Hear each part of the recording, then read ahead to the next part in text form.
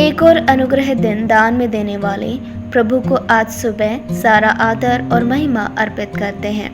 आप सभी प्रियजनों को प्रभु यीशु मसीह के नाम से मेरा स्नेह अभिवादन। यूहन्ना की तीसरी पत्री, उसका पहला अध्याय, उसका दूसरा वचन। हे प्रिय, मेरी यह प्रार्थना है कि जैसे तू आत्मिक उन्नति कर रहा है, वैसे ही तू सब बातों में उन्नति करे और भला चंगा रहे। इस वचन के आधार पर सफलता का समय विषय लेते हुए इस वचन का मनन करने में प्रभु हमारी सहायता करने पाए। बाइबल की 66 पुस्तकों में से सबसे छोटी पुस्तक यूहन्ना की तीसरी पत्री है। यूहन्ना अपने वृद्ध अवस्था में सुसमाचार सुनाने वालों का एक गुट एशियन सभाओं में नियुक्त करते हैं। वहीं पे उसका एक प्रिय अगुआ जिसका नाम गयुस था, उसी को संबोधित करते हुए यूहन्ना कहते हैं कि हे प्रिय, मेरी यह प्रार्थना है कि जैसे तू आत्मिक उन्नति कर रहा है, वैसे ही तू सब बातों में उन्नति करे और भला चंगा रहे। बहुत ही सफल प्रार्थना है ये। ग्रीक भाषा में इसका अर्थ शुभता में रहना होता है, अर्थात गयुस की आत्मा की उन्नति ही बाकी सभी बातों की उन्नति का कारण है। कहने का अर्थ ये है, यदि एक मनुष्य की आत्मिक उन्नति है या फिर उसका आत्मिक जीवन सफल है, तो बाकी सभी बातें अपने आप भली चंगी हो जाएंगी। इसीलिए आत्मा का सफल होना या उन्नत होना बहुत ही आवश्यक है। इसी आत्मा के अनुभव को जानकर अपोस्तल पौलुस इफिसुस कलीसिया की सभा के लिए प्रार्थना करते हुए इफिसियों की किताब, उसका तीसरा अध्याय, उसके 16वें वचन में इस प्रकार प्रार्थना करते हैं कि वह अपनी महिमा के धन के अनुसार तुम्हें यह दान दे कि तुम उसकी आत्मा से अपने भीतरी मनुष्यत्व में सामर्थ पाकर बलवंत होते जाओ। इन्हीं वचनों के आधार पर आज सुबह हम अपने आप को परखने पाए कि हमारा भीतरी मनुष्यत्व किस प्रकार है। भीतरी मनुष्यत्व का सफल होना बहुत ही जरूरी है। वृद्ध अवस्था में बाहरी शरीर दुर्बल हो जाता है, परंतु आयु की वृद्धि के साथ साथ यदि हमारा भीतरी मनुष्यत्व सामर्थ पाकर बलवंत होता रहता है, तो प्रतिदिन आने वाली हर परेशानियों का सामना कर सकते हैं और उन पर जय पाकर आगे बढ़ सकते हैं। इंडियन अपोस्टल कहे जाने वाले साधु सुंदर सिंह का जन्म 3 सितंबर 1889 में पंजाब में स्थित रामपुर गांव में हुआ। एक कट्टर सिख धर्म को मानने वाले माता पिता द्वारा साधु सुंदर सिंह का पालन पोषण हुआ।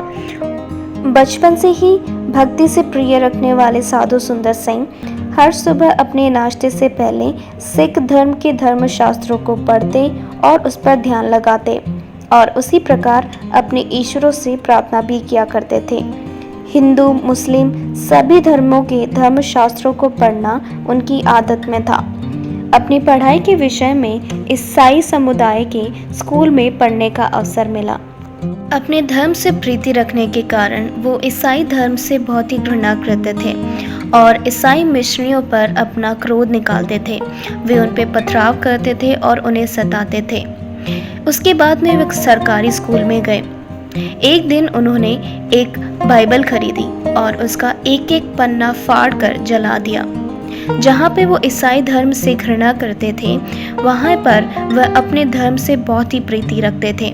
इन सभी अवस्थाओं में होते हुए उन्होंने अपनी मन की शांति को नष्ट कर दिया। एक दिन 3 बजे सुबह उठकर उन्होंने सोचा कि वो आत्महत्या कर लेंगे।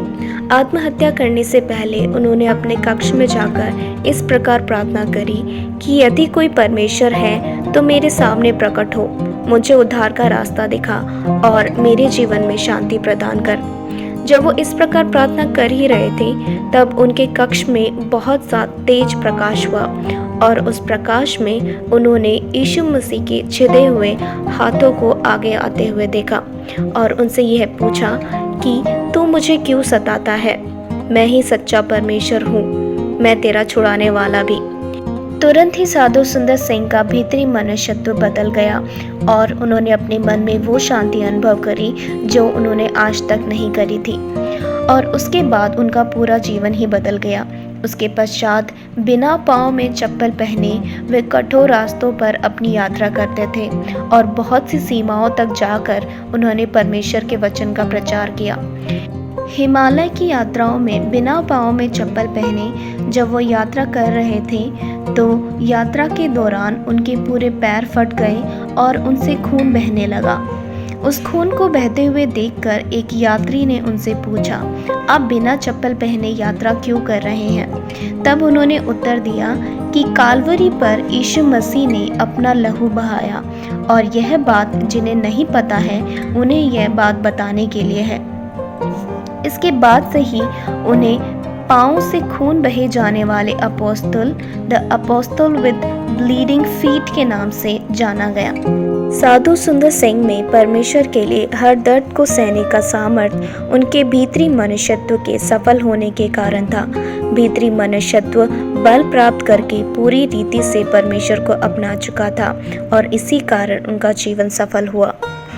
इसी प्रकार हम सब भी भीतरी मनुष्यत्व में सामर्थ्य पाकर बलवंत होते जाएं और इस कारण सभी बातों में उन्नति और सफलता प्राप्त करें।